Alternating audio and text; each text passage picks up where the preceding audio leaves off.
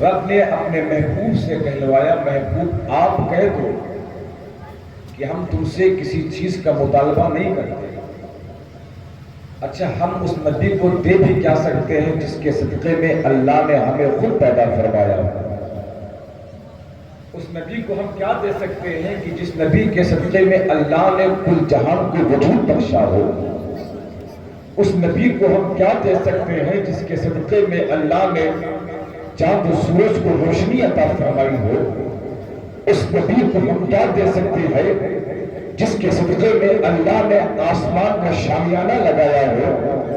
اس نبی کو ہم کیا دے سکتے ہیں جس کے صدقے میں اللہ نے زمین کا فرش بچھایا ہو. اس نبی کو ہم کیا دے سکتے ہیں میرے عزیزو. لیکن رب نے فرمایا قُلْ لَا أَسْأَلُكُمْ عَلَيْهِ أَجْرًا، اے میرے محبوب آپ فرما دیجئے کہ میں تم سے کسی چیز کی اجرت طلب نہیں کرتا، میں تم سے کسی چیز کا مطالبہ نہیں کرتا. عزیزان ملت اسلامیہ، اللہ کی مخلوق میں عرش، کرسی، لوح اور قلم یہ چار چیزیں بہت بڑی ہیں. اللہ نے بے شمار چیزوں کی تخلیق فرمائی. ان بے شمار چیزوں میں اللہ نے عرش کو بھی بنایا، اللہ نے کرسی کو بھی بنایا، اللہ نے لوح کو بھی بنایا اور اللہ نے قلم کو بنایا. اب تیزی کے ساتھ میں عرض کرتا چلوں کہ ان چاروں چیزوں کو اللہ نے کس طرح بنایا اور کیسے بنایا، اسے حدیث شریف کی روشنی میں میں عرض کرنے کی کوشش کروں گا. عزیزان گرامی وقار، عرش یہ بہت بڑی مخلوق اللہ کی ہے جس کے بارے میں بتایا جاتا ہے کہ پوری دنیا کو یہ عرش گھیرے ہوئے ہے. پوری دنیا کو عرش گھیرے ہوئے ہے. بہت بڑا عرش ہے اور جس کے بارے میں حدیث شریف میں آیا ہے کہ جنت کا نچلا حصہ عرش کا ہے. جنت کا نچلا حصہ عرش کا ہے. اور حدیث شریف میں آگے فرماتے ہیں اللہ کے رسول عرش و کرسی لوح و قلم یہ دنیا کے سامنے ایسے ہی ہیں جیسا کہ کسی بہت بڑے میدان میں ہم کسی چھلے کو دیکھتے ہو. اتنی بڑی چیز ہے یہ عرش، کرسی، لوح اور قلم. اب یہ دیکھیں کہ عرش کو اللہ نے کیسے بنایا اور کرسی کی فضیلت کیا ہے. کرسی وہ ہے، آپ تیسرے پارے کا پہلا صفحہ اٹھا کر پڑھیں گے تو اس میں آتا ہے آیت الکرسی. اور اس کی فضیلت کیا ہے؟ اللہ کے رسول نے فرمایا جو شخص رات میں پڑھ کر سوتا ہے وہ صبح تک فرشتوں کی حفاظت میں رہتا ہے. جو صبح کو پڑھتا ہے وہ رات تک فرشتوں کی حفاظت میں رہتا ہے. جو گھر سے پڑھ کے نکلتا ہے جب تک گھر نہیں آ جاتا ہے اللہ رسول کی حفاظت میں رہتا ہے. عزیزان ملت اسلامیہ، عرش کی فضیلت اتنی بڑی، کرسی کی فضیلت اتنی بڑی، اور قلم جس کے بارے میں اللہ نے فرمایا 29ویں پارے میں نون والقلم وما یسطرون، یہ فضیلت قلم کی ہے. اور لوح کیا ہے؟ لوح پہ ہمارے احوال لکھے ہوئے ہیں، ہماری تقدیریں لکھی جاتی ہیں، ہمارے حالات لکھے جاتے ہیں. تو یہ عرش، کرسی، لوح اور قلم یہ چار چیزیں بڑی عظمتوں کی حامل ہے. یہ چار چیزیں بڑے مقام و مرتبے کی حامل ہے. عزیزان گرامی وقار، اب یہ عرش، یہ کرسی، یہ لوح، یہ قلم کیسے بنے؟ اب توجہ کے ساتھ ملاحظہ فرماؤ. میں آپ کو اہل بیت کا مقام بتاؤں اور اہل بیت کی فضیلت میں آپ کو سناؤں. پہلے آپ یہ ملاحظہ فرمائیں کہ عرش، کرسی، لوح اور قلم اتنے بڑے عظمتوں کے حامل، اتنے بڑے مقام و مرتبے کے حامل اب یہ بنے کیسے؟ حضرات گرامی وقار، ایک روز اللہ نے اپنے نور سے اپنے محبوب کے نور کو پیدا فرمایا، اپنے نور سے مصطفیٰ کے نور کو پیدا فرمایا. دنیا میں کوئی نہیں ہے، ایک اللہ ہے، دوسرا محبوب ہے، ایک محب ہے، دوسرا محبوب ہے، ایک چاہنے والا ہے، ایک محبت کرنے والا ہے، تیسرا کوئی نہیں ہے. اللہ ہے، اللہ کا محبوب ہے. عزیزان ملت اسلامیہ، اب اللہ نے جب نور محمد کو پیدا فرمایا تو پیدا فرمانے کے بعد قدرت نے اپنی نگاہ قدرت سے اس نور محمدی کو دیکھا تو نور محمدی کو جلال آیا. جلال میں آ کے جب اللہ نے اس پہ اپنی روشنی ڈالی تو اس نور محمدی، وہ نور محمدی خدا کے جلال کی تاب نہ لا سکا، وہ بے ہوش ہو گیا، پسینے آنے لگے. عزیزان ملت اسلامیہ، جب خدا کی قدرت کی نگاہ جب نور محمدی پہ پڑی تو نور مصطفیٰ کو پسینہ آیا. مفسرین فرماتے ہیں جیسے ہی نور محمدی کو پسینہ آیا تو اسی پسینے سے اللہ نے عرش کو بنایا، اسی پسینے سے اللہ نے کرسی کو بنایا، اسی پسینے سے اللہ نے قلم کو بنایا، اسی کرسی سے اللہ نے لوح کو بنایا. تو اب مجھے کہنے میں دیا جائے کہ جب اس نور محمدی کو پسینہ آتا ہے تو اللہ عرش و کرسی لوح قلم بناتا ہے، لیکن اہل بیت کون ہے کہ جب مصطفیٰ کا نور نکلتا ہے تو اس نور سے کوئی علی بن کے چمکتا ہے، کوئی فاطمہ بن کے چمکتا ہے، کوئی حسن و حسین بن کے چمکتا ہے.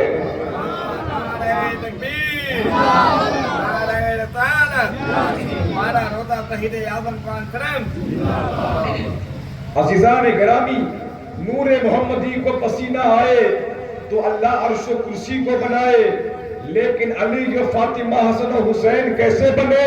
نور محمدی سے بنے. یہ کوئی دنیا دار نہیں بلکہ عاشق مدینے تاجدار بریلی کا قلندر امام اہل سنت فاصلے بیٹھ پکار کر کہتے ہیں یا رسول اللہ تیری نسل پاک میں ہے بچہ بچہ نور کا، تو ہے عین نور تیرا سب گھرانہ نور کا، تو ہے عین نور تیرا سب گھرانہ نور کا. عزیزان گرامی، اب رب کا مطالبہ، محبوب آپ کہیے، آپ مانگیے، آپ نے انہیں بہت کچھ دیا ہے.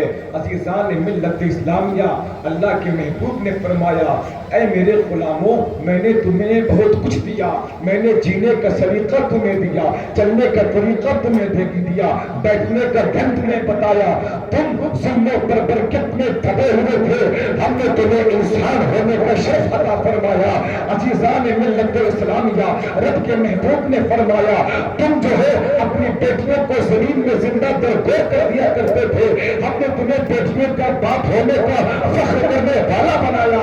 تم جو ہے اپنی بیواؤں اپنی عورتوں کو مرغوب سمجھتے تھے، ان عورتوں کے قدموں تلے ہم نے جنت لا کے رکھ دی. یہ احسان تم پر کیا، تم کو جو ہے جینے کا سلیقہ دیا، چلنے کا طریقہ دیا. تم ظلمت میں جی رہے تھے، ہم نے نورانیت میں تمہیں جینے والا بنایا. تم حیوانیت میں جی رہے تھے، ہم نے انسانیت کا تاج ظہر تمہارے سر پہ ہٹایا. تم جو ہے ہمارے نعرے پہ رہے تھے، لیکن وَلَقَدْ كَرَّمْنَا بَنِي آدم کا تاج ظہری تمہارے سر پہ سجایا. اس سب کرنے کے باوجود، یہ سب عطا کرنے کے باوجود میں تم سے کسی چیز کا مطالبہ نہیں کرتا. عزیزان ملت اسلامیہ، اب اس نبی کو کون کیا دے سکتا ہے جس کے بارے میں لوگوں نے کہا کہ مصطفیٰ کا در خدا کا در ہے، مصطفیٰ کا در خدا کا در ہے. ہاں وہی خدا کا در ہے، در مصطفیٰ در خدا ہے. یہ کوئی دنیا دار نہیں بلکہ بریلی کا تاجدار کہتا ہے نہ خدا کا یہی ہے در، نہیں اور کوئی نفر مگر جو وہاں سے ہے وہی آ کے ہے، وہ یہاں نہیں وہ وہاں نہیں. جو وہاں سے ہو یہیں آ کے ہو، جو یہاں نہیں وہ وہاں نہیں. مصطفیٰ کا در خدا. ہاں عزیزوں، مصطفیٰ کی چوکھٹ، خدا کی چوکھٹ. حضرات گرامی، اس نبی کو کون کیا دے سکتا ہے کہ جس نے سب کچھ عطا کر دیا ہے؟ اس نبی کو کون کیا دے سکتا ہے کہ جس کی دہلیز پر آدم کی صفت کا سر گدائی لے کے کھڑی ہو؟ اس نبی کو کون کیا دے سکتا ہے جس کی چوکھٹ پر یوسف کا حسن و جمال کا سر گدائی لے کے کھڑا ہو؟ اس نبی کو کون کیا دے سکتا ہے کہ جس کے در پہ ابراہیم کی خلت کا سر گدائی لے کے کھڑی ہو؟ اس نبی کو کون کیا دے سکتا ہے کہ جس کی در پر ایوب کا صبر کا سر گدائی لے کے کھڑا ہو، اس نبی کو کون کیا دے سکتا ہے کہ جس کی چوکھٹ پر موسیٰ کا جاہو جلال کا سر گدائی لے کے کھڑا ہو؟ اس نبی کو کون کیا دے سکتا ہے کہ جس کی چوکھٹ پہ سلیمان کی بادشاہت کا سر گدائی لے کے کھڑی ہو؟ اس نبی کو کون کیا دے سکتا ہے کہ جس کی چوکھٹ پہ جہلا کا ایثار کا سر گدائی لے کے کھڑا ہو؟ اس نبی کو کون کیا دے سکتا ہے کہ جس کی چوکھٹ پہ ایوب کا صبر کا سر گدائی لے کے کھڑا ہو؟ اس نبی کو کون کیا دے سکتا ہے کہ جس کی چوکھٹ پہ یعقوب کی کھرچے رسانی کا سر گدائی لے کے کھڑی ہو؟ اس نبی کو کون کیا دے سکتا ہے کہ جس کی چوکھٹ پر عیسیٰ کا جمال کا سر گدائی لے کے کھڑا ہو؟ عزیزان ملت اسلامیہ، لیکن رب کا مطالبہ محبوب مانگو، محبوب مانگو، تم نے انہیں بہت کچھ دیا ہے، تم نے بہت کچھ دیا ہے، محبوب مانگو۔ قُلْ لَا أَسْأَلُكُمْ عَلَيْهِ أَجْرًا، قُلْ لَا أَسْأَلُكُمْ عَلَيْهِ أَجْرًا، رب کی طرف سے مطالبہ، رب نے فرمایا محبوب مانگو، رب کے محبوب نے فرمایا لا أَسْأَلُكُمْ عَلَيْهِ أَجْرًا، ہم نے جو سب کچھ تمہیں دیا اس پر میں تم سے کسی چیز کی اجرت نہیں کرتا ہوں، کسی چیز کا اجر طلب نہیں کرتا ہوں، الا صرف الا بس الا صرف۔ اب اللہ کب آتا ہے؟ علماء کرام موجود ہیں کہ جب گفتگو جاری ہو اور کوئی بات کہنا ہو تو وہاں پر اللہ کا استعمال کیا جاتا ہے، جیسے لا الہ نہیں ہے کوئی معبود الا اللہ، سوائے اللہ کے، یعنی صرف اللہ ہی معبود ہے، بس اللہ ہی پوچھنے والا ہے، دوسرا کوئی نہیں۔ اسی طرح میرے محبوب نے فرمایا اللہ، میں تم سے کسی چیز کا طلب نہیں کرتا، کسی چیز کی اجرت طلب نہیں کرتا، اللہ صرف المودۃ فی القربى، کہ میرے قرابت داروں سے محبت کرو، میری ذریت سے محبت کرو، میرے اہل بیت سے محبت کرو۔ اب یہاں پر میں رک کر آیت کریمہ کے بعد جس حدیث کے ٹکڑے کو میں نے پڑھا ہے اس کو توجہ کے ساتھ ملاحظہ فرماؤ۔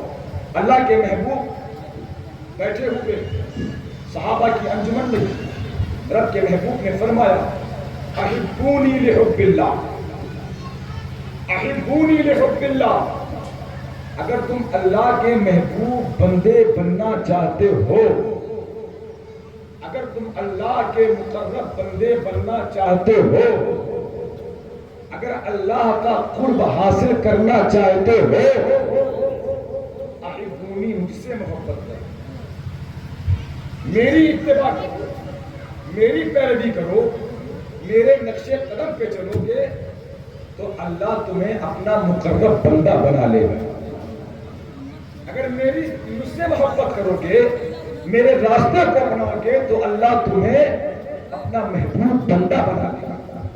اب یہاں پر یہ سوال پیدا ہوتا ہے، صحابہ نے عرض کیا یا رسول اللہ، اللہ کی محبت کے لیے آپ کی محبت ضروری، اللہ کا قرب حاصل کرنے کے لیے آپ کی قربت ضروری، اللہ تک پہنچنے کے لیے پہلے آپ تک آنا پڑے گا، لیکن یا رسول اللہ آپ کی محبت کیسے حاصل ہوگی، آپ کی رضا کیسے ملے گی؟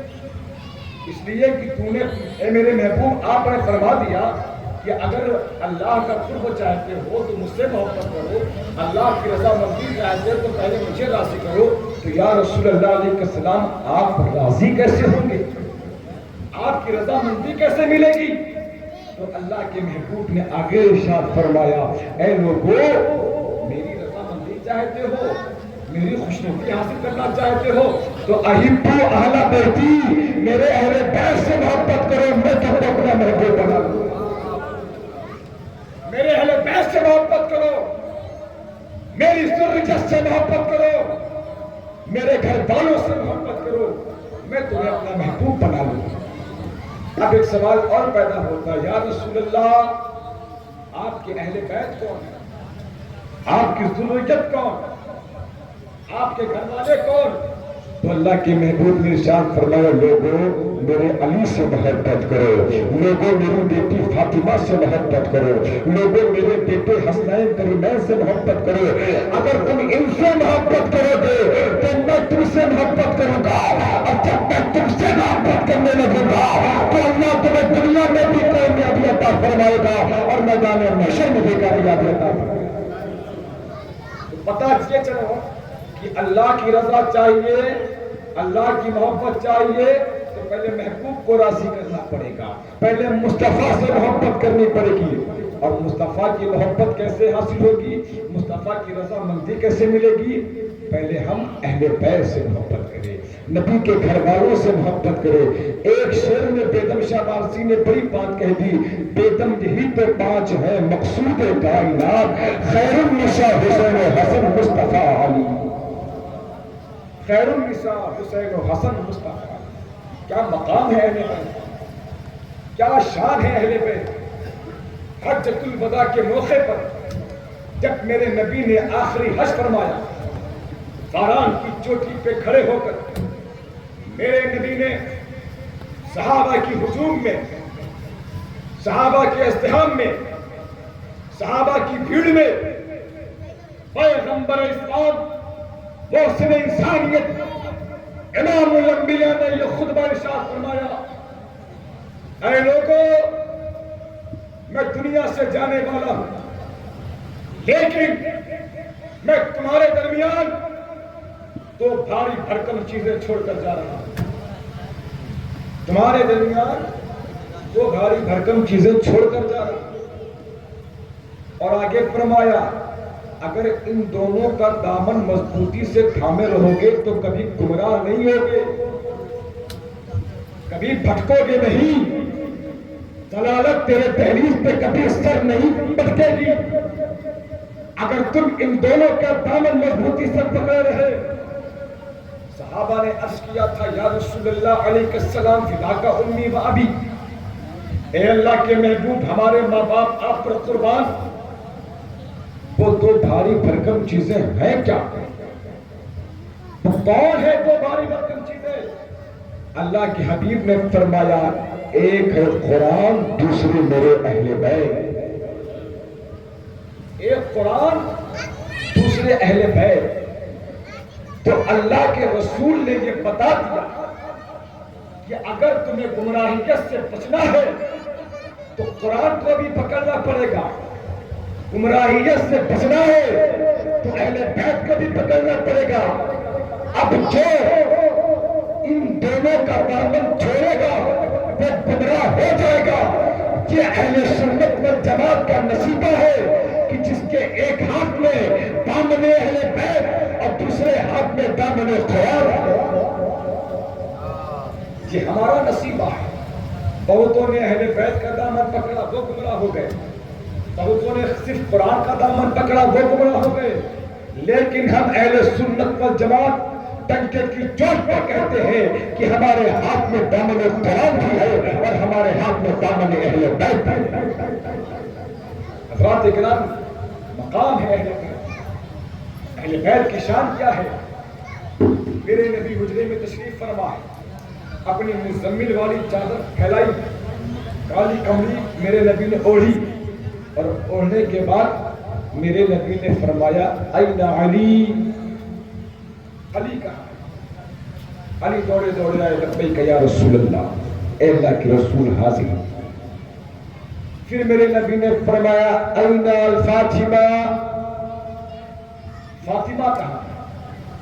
لبیک یا رسول اللہ، بابا جان آپ کی بیٹی آپ کی خدمت میں حاضر ہے۔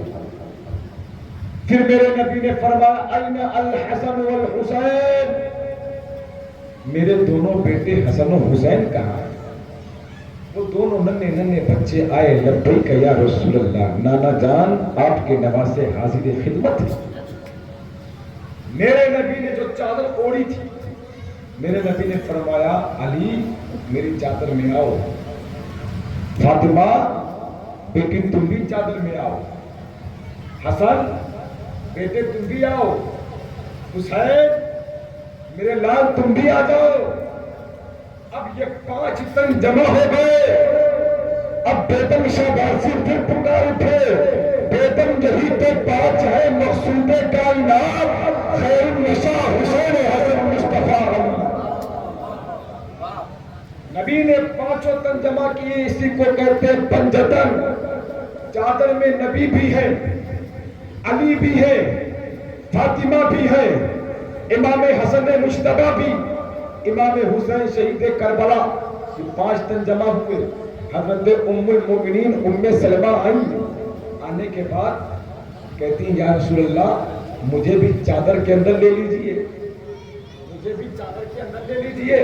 اللہ کے محبوب نے فرمایا اے ام سلمہ تم ازواج مطہرات میں سے ہو, تم ام المؤمنین ہو, تم خیر پر ہو, لیکن تم اس چادر میں نہیں آ سکتی ہو, اس چادر میں نہیں آ سکتی ہو. اب اس حدیث سے پتہ چلا کہ اہل بیت سے کوئی یار مراد نہیں ہے, بلکہ علی فاطمہ حسن حسین مراد ہے. علی و فاطمہ حسن و حسین مراد ہے. حضرات گرامی وقار, میرے نبی نے چادر اڑا کر جب 5 تن جمع ہو گئے تو میرے نبی نے یہ دعا فرمائی, اللہم ہؤلاء اہل بیتی لیذھب عنکم الرجس وعلیکم تطہیرا. اے میرے اللہ یہ میرے اہل بیت ہیں, ان سے تمام ناپاکیوں کو دور فرما کر انہیں خوب خوب پاک ستھرا فرما دے, انہیں خوب خوب پاک ستھرا فرما دے. حضرات گرامی وقار, اہل بیت کی شان اور اہل بیت کا مقام بڑا ہی بلند و بالا ہے. اب ایک نکتہ اور میں عرض کرتا چلوں کہ حجۃ الوداع کے موقع پر جو میرے نبی نے خطبہ ارشاد فرمایا, یہ میرے صحابہ میں ظاہری دنیا سے وصال فرمانے والا ہوں, لیکن تمہارے درمیان 2 بھاری بھرکم چیزیں چھوڑ کر جا رہا ہوں. ایک قرآن ہے, دوسرا اہل بیت. ان دونوں کا دامن تھامے رہو گے کبھی گمراہ نہیں ہوگے. اب دیکھو اللہ کے محبوب نے اہل بیت کے مقام کو کیسے بیان فرمایا کہ قرآن کا ساتھی کسی صحابی کو نہیں بنایا, قرآن کا ساتھی کسی صحابی کو نہیں بنایا, بلکہ قرآن کا ساتھی اہل بیت کو بنایا, اہل بیت کو بنایا. اس لیے کہ نبی کی نگاہ نبوت دیکھ رہی تھی کہ جب تک میں ظاہری دنیا میں ہوں تب تک صحابہ ہے, جب تک میں ظاہری دنیا. صحابہ کہتے کسے ہیں پہلے یہ سمجھ لیں کہ جس نے ایمان کی حالت میں اپنی آنکھوں سے حضور کے چہرے کا دیدار کیا وہ صحابی بن گئے. عمل نہیں دیکھا جائے گا, صرف دیدار دیکھا جائے گا, عمل نہیں, صرف نظر مصطفیٰ دیکھی گا. اب بتائیے ایک شخص ہے زمانے مصطفیٰ ہے, 10 بجے وہ کفر کی حالت میں, 10:30 بجے دن کے اس نے حضور کے چہرے کو دیکھا, کلمہ پڑھ لیا, آدھے گھنٹے کے بعد اس کا انتقال ہو گیا. اب بولو وہ صحابی ہوا کہ نہیں ہوا؟ بولے صحابی ہوا. کیسے صحابی بنا؟ نہ نماز پڑھی, نہ روزہ رکھا, نہ زکات نکالی, نہ حج کیا, نہ اعمال صالحہ کیے. تو جب صحابی عمل سے بنتے ہی نہیں ہے تو عمل دیکھا کیوں جاتا ہے؟ صحابی جب عمل سے نہیں بنتے تو پتہ چلا صحابی عمل سے نہیں بلکہ مصطفیٰ کی نظروں سے بنا کرتے ہیں, مصطفیٰ کی نظروں سے بنا کرتے ہیں. عزیزان ملت اسلامیہ, نبی نے قرآن کا ساتھی اہل بیت کو بنایا. اس کی وجہ کیا؟ میرے مصطفیٰ کی نگاہ نبوت دیکھ رہی تھی, اور میرے نبی کا یہاں سے علم غیب بھی ثابت ہوا, نبی کا علم غیب بھی ثابت ہوا. بریلی کا امام پکار کر کہتا ہے یا رسول اللہ اور کوئی غیب کیا تم سے نیہا ہو پھلا, جب نہ خدا ہی چھپا تم پہ کرو, جب نہ خدا ہی چھپا تم پہ کرو. نبی نے قرآن کا ساتھی اہل بیت کو کیوں بنایا؟ سوال کرتا, صحابہ کو بنا دیتا, تابعین کو بنا دیتا, لیکن نہیں. نبی نے فرمایا کہ جب تک میں ظاہری دنیا میں ہوں تب تک صحابی ہے. اس کے بعد صحابی نہیں رہیں گے. نبی یہ جان رہے تھے کہ میرے جانے کے بعد صحابیت بھی ختم ہو جائے گی, کوئی صحابی نہیں رہ جائے گا, لیکن میرا گھرانہ باقی رہے گا. آپ دیکھ رہے ہیں کہ حسین بن علی نے اپنی ایک اولاد امام زین العابدین کو کربلا کے میدان میں چھوڑا تھا. تو امام زین العابدین سے کوئی امام باقر بن کے چلتا, کوئی امام جعفر صادق بن کے چلتا, کوئی امام موسیٰ کاظم بن کے چلتا, کوئی امام علی حسن عسکری بن کے چلتا, کوئی امام تقی بن کے چلتا, کوئی امام جربات بن کے چلتا. اور نیچے چلے آؤ, کوئی غوث اعظم بغدادی بن کے چلتا, کوئی معین الدین ازمری بن کے چلتا, کوئی سابل کجری بن کے چلتا, کوئی مشہور غازی بہلوچی بن کے چلتا, کوئی مخدوم سمرانی بن کے چلتا, کوئی وارث عالم پناہ بن کے چلتا. یہ کون ہے؟ یہ نبی کے اہل بیت ہے. نگاہ نبوت دیکھ رہی تھی کہ صحابہ ختم ہو جائیں گے لیکن نبی کا گھرانہ ختم نہیں ہوگا. اس لیے میرے نبی نے یہ اعلان فرما دیا, اے میرے صحابہ, ہم نے تمہارے درمیان دو بھاری بھرکم چیز چھوڑی ہے. ایک قرآن چھوڑا ہے, ایک اہل بیت چھوڑا ہے. نہ قرآن اہل بیت سے جدا ہے, نہ اہل بیت قرآن سے جدا ہے. عزیزان ملت اسلامیہ, اور آگے نبی نے فرمایا کہ قرآن اور اہل بیت جو ان سے محبت کرے گا, اور یہ قرآن اور اہل بیت ہمیں میدان محشر میں حوض کوثر پہ ملیں گے, حوض کوثر پہ ملیں گے. تو حسینیوں, ہم اہل سنت والجماعت الحمدللہ کہ ہمارے ہاتھ میں دامن اہل بیت بھی ہے اور ہمارے ہاتھ میں دامن قرآن بھی ہے. ہم یہ تحدیث نعمت کے طور پر کہہ سکتے ہیں اور فخر بھی کر سکتے ہیں کہ حسین کا دامن ہمارے ہاتھ میں, علی کا دامن ہمارے ہاتھ میں, فاطمہ کا دامن ہمارے ہاتھ میں, مصطفیٰ جان رحمت کی محبت کا دامن ہمارے ہاتھ میں. حضرات گرامی, اب آؤ دیکھو, ایک حدیث شریف اور میں پڑھتا ہوں اور اپنی گفتگو کی کڑی کو آگے لے چلوں. صحابہ بیٹھے مسجد نبوی شریف, منبر پہ چڑھ کر نبیوں کا امام ارشاد فرماتا ہے, رأیت لیلۃ اسریٰ بی علی باب الجنۃ مکتوبہ لا الہ الا اللہ محمد رسول اللہ علی حب اللہ فاطمہ خیارۃ اللہ الحسن والحسین صفۃ اللہ. مدینے والے مصطفیٰ ارشاد فرماتے ہیں, اے میرے صحابہ, میں جب معراج پہ گیا تھا تو میں نے جنت کے دروازے پہ لکھا ہوا دیکھا. صحابہ نے فرمایا, یا رسول اللہ, آپ نے جنت کے دروازے پہ کیا لکھا ہوا دیکھا؟ میرے نبی نے فرمایا, لا الہ الا اللہ محمد رسول اللہ علی حب اللہ فاطمہ خیارۃ اللہ الحسن والحسین صفۃ اللہ. اے میرے پیارے صحابہ, جنت کے دروازے پہ یہ لکھا تھا, نہیں ہے کوئی معبود سوائے اللہ کے, محمد صلی اللہ علیہ وسلم اللہ کے رسول ہے, علی حب اللہ, علی اللہ کا محبوب ہے, فاطمہ خیارۃ اللہ, فاطمہ اللہ کی پسندیدہ بندی ہے, الحسن والحسین صفۃ اللہ, حسن حسین اللہ کے پسندیدہ بندے ہیں. تو عزیزان ملت اسلامیہ, میں آپ کو ایک مثال کے ذریعے سے بتانا چاہوں گا.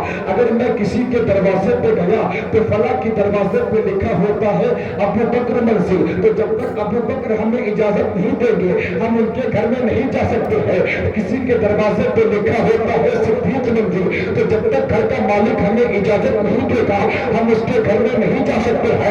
تو بلا دستی ہو تمثیل, مسلمانوں, جنت کے دروازے پر میرے نبی کا نام لکھا ہے, جنت کے دروازے پر میرے علی کا نام لکھا ہے, جنت کے دروازے پر بہن میں میری ماں فاطمہ کا نام لکھا ہے, جنت کے دروازے پر حضرت امام حسن کا نام لکھا ہے, جنت کے دروازے پر امام حسین کا نام لکھا ہے. تو جب تک اہل بیت کسی کو اجازت نہیں دیں گے کسی کا باپ بھی جنت میں داخل نہیں ہوگی. جب تک اہل بیت کسی کو اجازت نہیں دیں گے کسی کا باپ بھی جنت میں داخل نہیں ہو سکتا. اس لیے کہ اللہ کے محبوب نے ارشاد فرما دیا ہے, کہ جنت کے دروازے پہ لکھا ہے علی اللہ کا محبوب ہے، فاطمہ اللہ کی پسندیدہ بندی ہے، حسن حسین اللہ کے پسندیدہ بندے ہیں۔ حضرات گرامی، اہل بیت کی شان ہے، اہل بیت کا ایک مقام ہے۔ رب کے محبوب نے ارشاد فرمایا لا اسألکم علیہ اجرا الا المودۃ فی القربى، اے لوگو ہم نے یہ جو دین متین کی خدمت کی، ہم نے جو ہے تمہارے لیے طائف کے بازار میں لہو لہب ہوا، میری راہوں میں کپڑے بچھائے گئے، حالت سجدے میں میرے اوپر اوڑھیاں رکھی گئی، تمام تر تکلیفوں کو میں نے سہا، ان تمام تکلیفوں کو سہنے کے بعد میں تم سے کسی چیز کا مطالبہ نہیں کرتا ہوں، کسی چیز کا اجر طلب نہیں کرتا ہوں، الا المودۃ فی القربى، صرف میرے گھر والوں سے محبت کرو، میرے ذریت سے محبت کرو، میرے اہل بیت سے محبت کرو۔ عزیزان ملت اسلامیہ، اب آؤ تیزی کے ساتھ میں اہل بیت کا مقام اور پڑھ کر اپنی گفتگو کو اختتام کی طرف لے چلوں۔ اہل بیت جن سے چلا، حضور کا خاندان بیٹے سے نہیں بلکہ بیٹی سے چلا۔ حضور کا خاندان، دنیا کا خاندان بیٹوں سے چلتا ہے، لیکن اہل بیت کا خاندان ایک ایسا عظیم خاندان ہے جس کا خاندان بیٹے سے نہیں بلکہ بیٹی فاطمہ سے چلا۔ بیٹی فاطمہ سے چلا۔ اور فاطمہ کون؟ جن کے بارے میں اعلیٰ حضرت فرماتے ہیں سیدہ ظاہرہ طیبہ طاہرہ جان احمد کی راحت پہ لاکھوں سلام۔ وہ فاطمہ کی جن کے آنچل کو جب بریلی کے امام نے پڑھا تھا تو یوں کہا تھا کہ جن کا آنچل نہ دیکھا نہ ہو مہر میں، اس ردائے نزاہت پہ لاکھوں سلام۔ وہ سیدہ فاطمہ جن کے بارے میں وقت کا امام کہتا ہے کہ اگر کوئی قرضدار سیدہ فاطمہ کے نام کا وظیفہ کر لے تو اللہ اسے قرض سے نجات عطا فرما دیتا ہے۔ اگر کوئی ماں بے اولاد ہے، اگر وہ سیدہ کے نام کا وظیفہ کرے تو اللہ اسے نیک اور صالح اولاد عطا فرما دیتا ہے۔ اگر کوئی بیمار ہے تو سیدہ کے نام کا وظیفہ کرے، اللہ اسے تمام تر بیماریوں سے نجات عطا فرماتا ہوا نظر آتا ہے۔ سیدہ کا ایک مقام ہے۔ سیدہ کون؟ جن کے بارے میں اللہ کے حبیب نے ارشاد فرمایا فاطمہ بضعۃ منی، اے لوگو فاطمہ میرے جگر کا ٹکڑا ہے۔ بولو سبحان اللہ، سبحان اللہ۔ اے لوگو فاطمہ میرے جگر کا ٹکڑا ہے، لوگو فاطمہ میرے گوشت کا ٹکڑا ہے۔ اللہ کتنی محبت فرماتے تھے میرے نبی اپنی بیٹی سے۔ میرے مصطفیٰ حجرے میں تشریف فرما ہے، سیدہ دوڑی دوڑی آئی، آ کے سلام کرتی ہیں السلام علیکہ یا ایھا النبی، اے بابا جان آپ پر سلامتی ہو۔ میرے نبی نے اپنی بیٹی فاطمہ کے سلام کا محبتوں بھرا جواب دیا۔ میرے نبی نے فرمایا بیٹی آؤ بیٹھو، کیوں آئی ہو؟ سیدہ نے فرمایا بابا آج میں آپ سے ایک سوال کرنے کے لیے آئی ہوں، میں آج آپ سے کسی چیز کے بارے میں دریافت کرنے کے لیے آئی ہوں۔ پیارے نبی نے فرمایا بیٹی بتاؤ کیا بات ہے، آج میں تمہارے سوال کا جواب دوں گا۔ سیدہ فاطمہ زہرا سلام اللہ علیہا نے ارشاد فرمایا بابا مردوں میں جنت میں سب سے پہلے کون جائے گا؟ بابا مردوں میں جنت میں سب سے پہلے کون جائے گا؟ تو میرے نبی نے فرمایا بیٹی تمہارے بابا کے سوا اور کون جائے گا؟ تمہارے بابا کے سوا اور کون جائے گا؟ سیدہ مسکرانے لگی، سیدہ کا چہرہ کھل گیا، مسکرانے لگے، چہرے پہ فرحت و مسرت کے آثار ظاہر دینے لگے۔ پھر کچھ دیر گزرے، پھر سیدہ نے فرمایا بابا اچھا مردوں میں آپ جائیں گے، عورتوں میں سب سے پہلے کون جائے گا؟ مردوں میں جنت میں سب سے پہلے آپ جائیں گے، عورتوں میں سب سے پہلے جنت میں کون جائے گا؟ میرے نبی نے فرمایا بیٹی عیسیٰ کی امی عمران کی بیٹی مریم سب سے پہلے جائے گی۔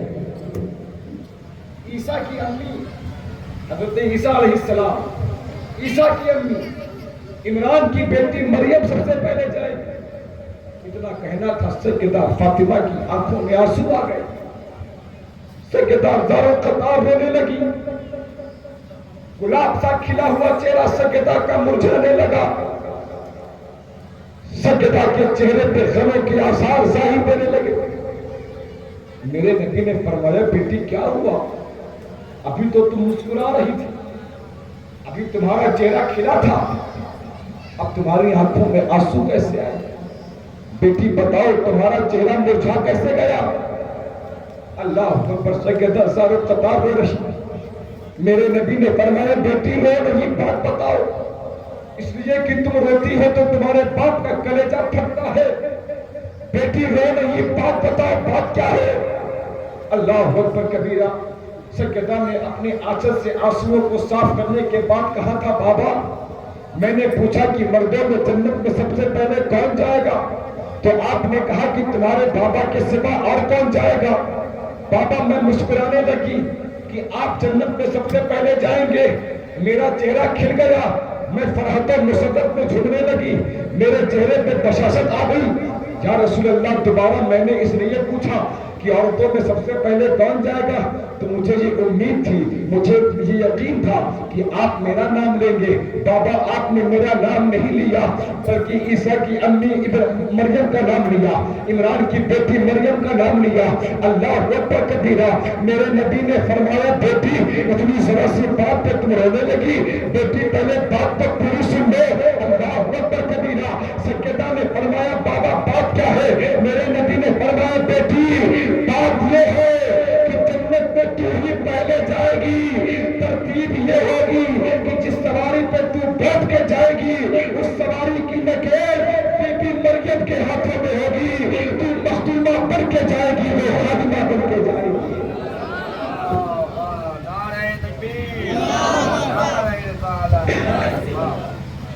बेटी जन्नत में तू ही पहले जाएगी। तरतीब ये होगी, तरीका ये होगा कि जिस सवारी पे तू बैठ के जाएगी, उस सवारी की नकेल बीबी मरियम के हाथों में होगी।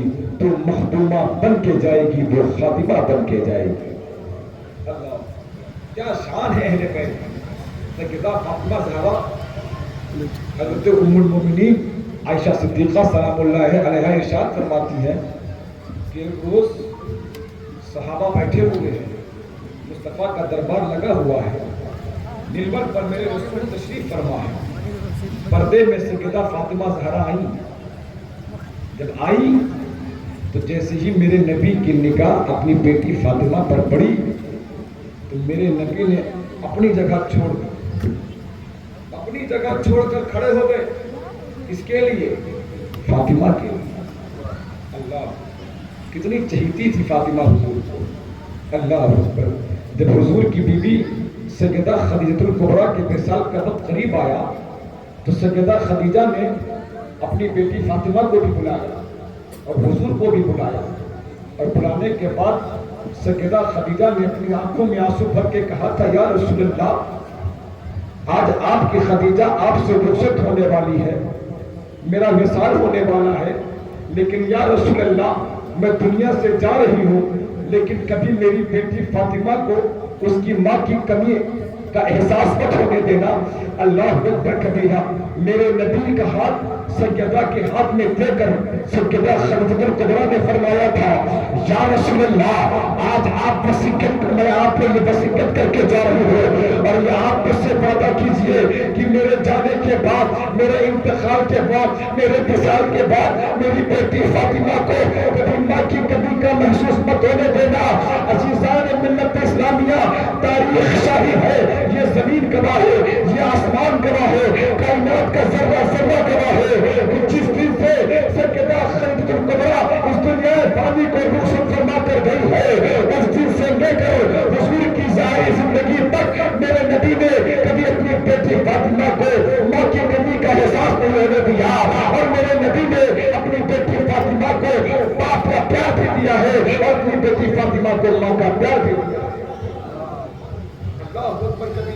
वो सैयदा फातिमा ज़हरा, अम्मी आयशा फरमाती है, सैयदा फातिमा आई और आने के बाद देखती है कि हुजूर बैठे हुए हैं। हुजूर ने सैयदा को देखा।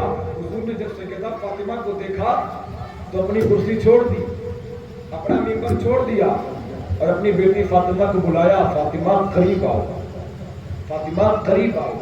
سیدہ فاطمہ قریب آئی، میرے نبی نے اپنی بیٹی کی پیشانی کو بوسہ دیا اور بوسہ دینے کے بعد فرمایا فداک امی و ابی یا فاطمہ، اے فاطمہ میرے ماں باپ تم پر قربان۔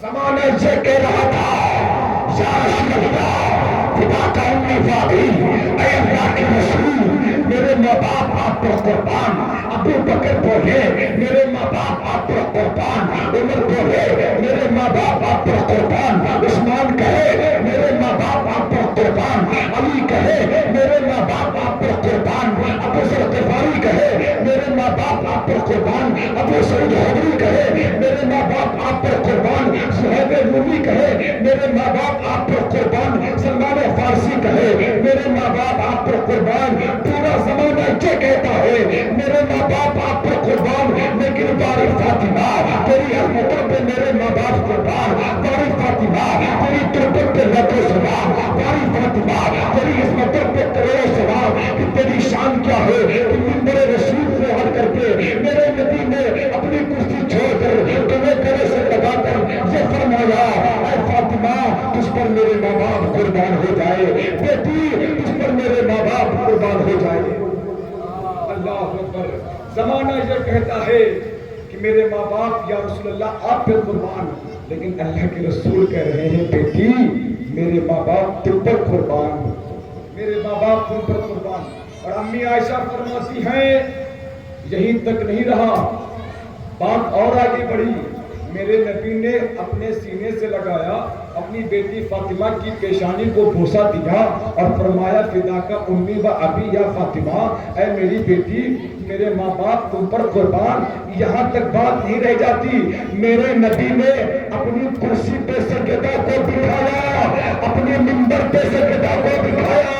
اب میں اس سجدہ کو کیا نام دوں جس سجدہ کو دیکھ کر نبیوں کا امام اپنی جگہ چھوڑ دے؟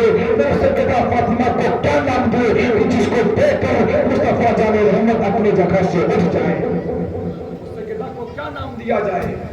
آج اگر گاؤں کا پردھان دیکھ کر کسی کو کرسی چھوڑ دے تو ہم ڈھنڈورا پیٹ ہوئے ہیں کہ فلاں گاؤں کے فلاں پردھان نے ہمیں دیکھ کر کرسی چھوڑ دی۔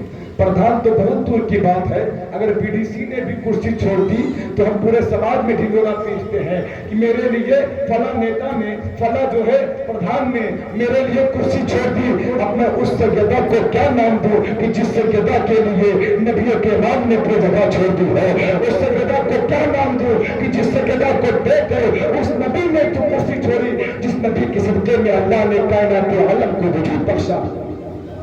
اس سجدہ کو کیا نام دیا جائے؟ عزیزان ملت اسلامیہ، سجدہ کی شان اور سجدہ کا مقام، اہل بیت کا مقام اور ان کی شان بڑی ہی بلند و بالا ہے۔